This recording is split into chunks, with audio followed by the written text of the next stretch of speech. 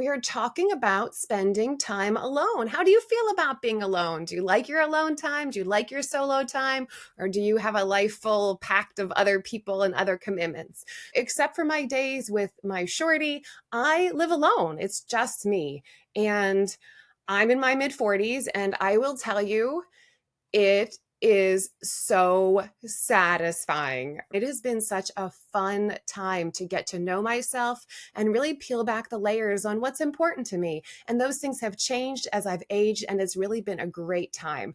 This alone time has been so valuable to my creativity, my expansion, and my growth. So, we're going to talk today whether you're new to living alone or you fill your day with people and commitments. Maybe you're in a long term live in relationship, even, and you just feel like you need your space, or you're questioning, do I need my space? So, let's talk about how to embrace solo time and why spending more time with me, myself, and I is the key to your glow up. It's a funny thing that life looks like a team sport. And I love that analogy that life is this team cooperative sport.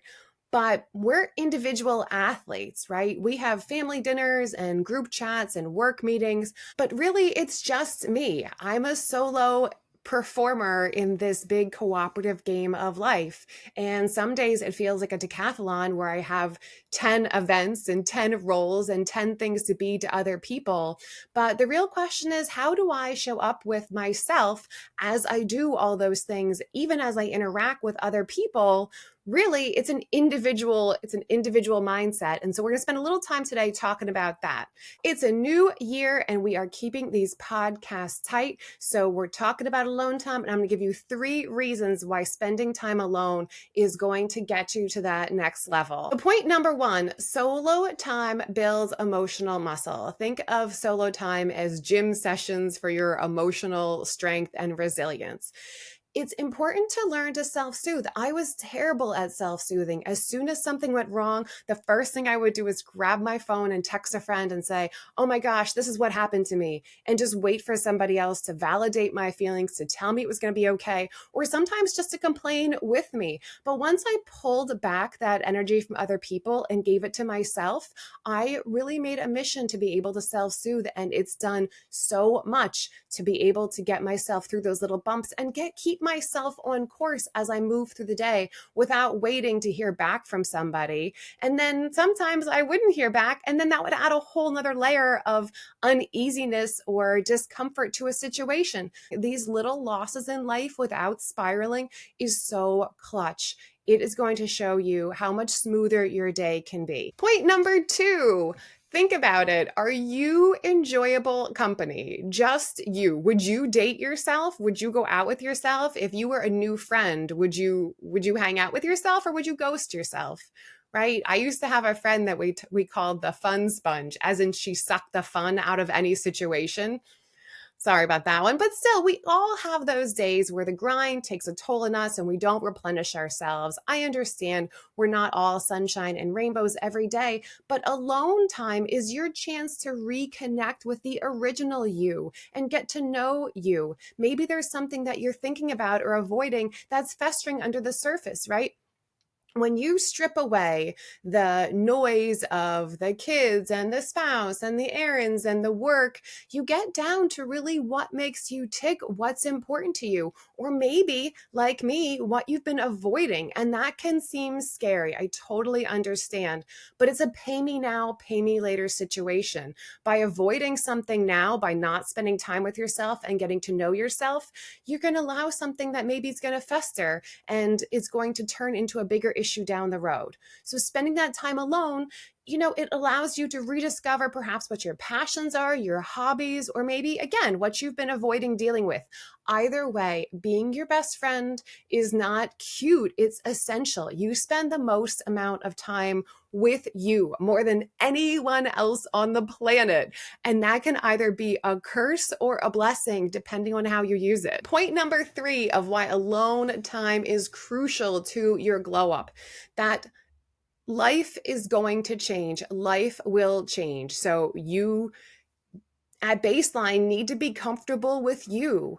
Whether you're entering a new chapter like an empty nest or post-divorce adventures, or you're just craving more independence, life is going to hand you solo moments. If you've avoided building a relationship with yourself, those times can feel like a penalty or a trap. Frankly, uncomfortable. Having dinner alone at a restaurant by yourself, cringe. But when you get past that, you need to train yourself for that solo time. Train yourself. It really turns into a power play. You're not just surviving alone, you are thriving, and people are going to wonder what's your secret. When you are your own best company, all the time, people will be drawn to you. It just happens. You're getting high on your own positivity supply, which is totally safe. But if we carry that continuity of a relationship with ourselves as the world changes, it's so much easier to not get displaced or moved around or bumped out of your groove when things inevitably change, when relationships change, when a job changes, when your housing situation changes. The continuity will be there if you invest in that relationship with yourself. All right, so the positive of the day, you're going to love this one, and it is take yourself on a solo date. Come on now, it's cute. It's cute if you let it be cute. Let it be cute. There's nothing cringe about this. There is nothing, I've said it before, but there is nothing cringe or weird or the ick about being good to yourself or enjoying your company. Take a book and read at a cute cafe. Take yourself to dinner. Maybe that's too much for some people. If you do go to dinner by yourself, you can sit at the bar. It's a good chance to practice your small talk with other people. Making it less weird is an important part of the journey, right? Nobody's going to judge you more than you. Make a crazy smoothie by yourself and enjoy your time home alone. It doesn't even need to be going out, but the goal is to set yourself up to enjoy your own company and just be. You don't have to work on yourself or heal or journal shadow work. Dude, just pick something you love to do. For me, I love to go to EDM. I go to dances by myself. I get all dressed up. I bring a little cup of tea for afterwards and maybe a pair of comfortable shoes. I make it a whole time, honestly, trying to always make it as nice for myself as I used to make it for other people.